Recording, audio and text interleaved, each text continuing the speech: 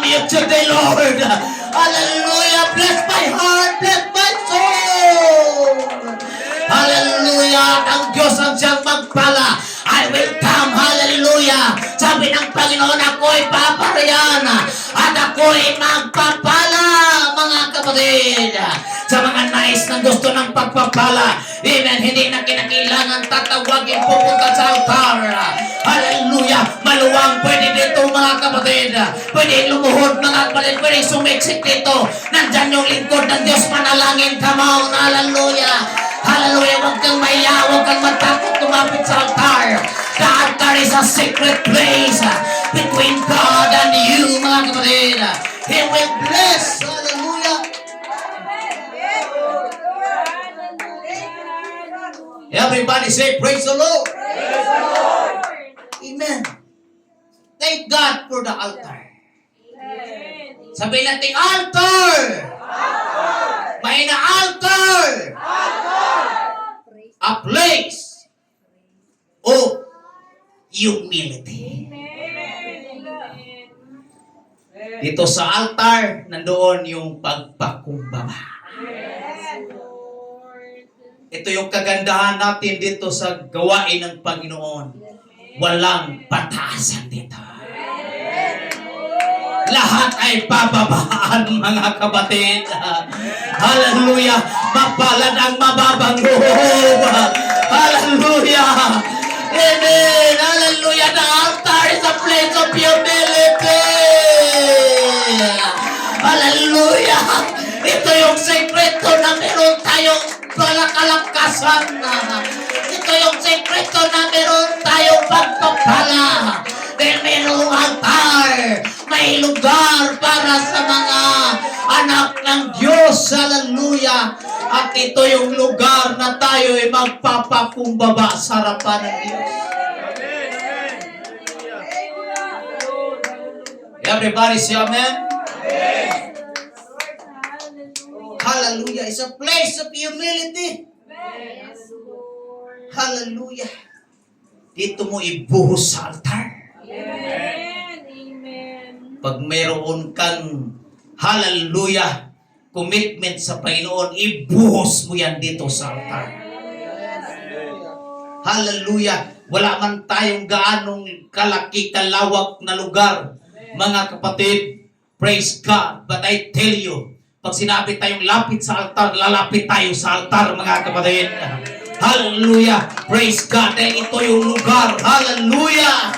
Amen. Na meron pong hallelujah. Amen. Kapangyarihan na ipubuhos ang Diyos. Hallelujah. Na kasamang pangako. Amen. Hindi ka iinjanin ng Panginoon.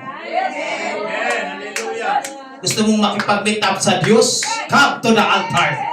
If you want to experience the presence of God, come to the altar. Hallelujah. If you want, hallelujah, to feel the presence of the Almighty God, come to the altar. Lumapit ka sa altar. Yan ang, hallelujah, lugar na kung saan, hallelujah, magkausap mo ang Panginoon. Na kung saan, hallelujah, praise God, makakita o makausap mo ang Diyos. Say amen?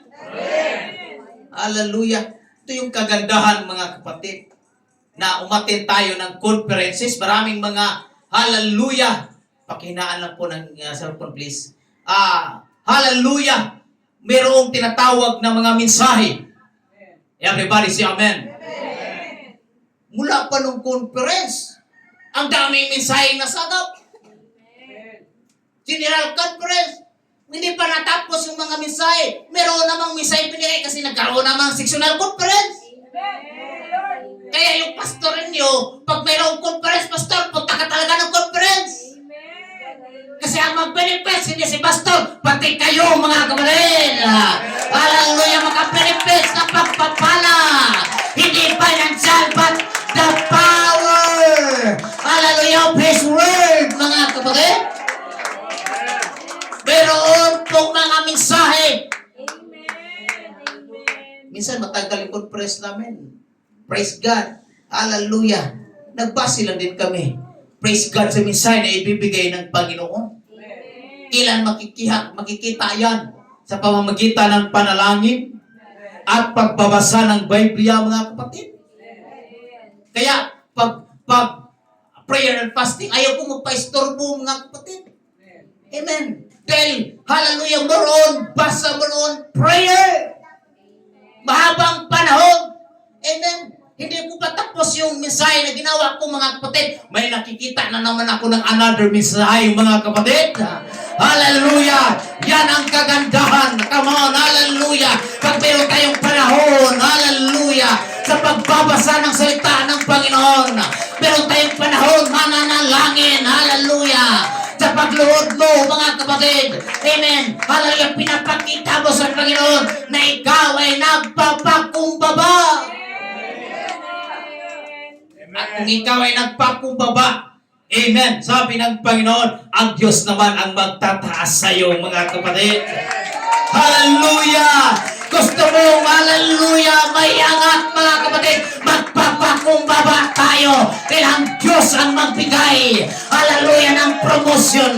Ang Diyos ang magbigay, hallelujah, praise God, ng pagpapala sa atin.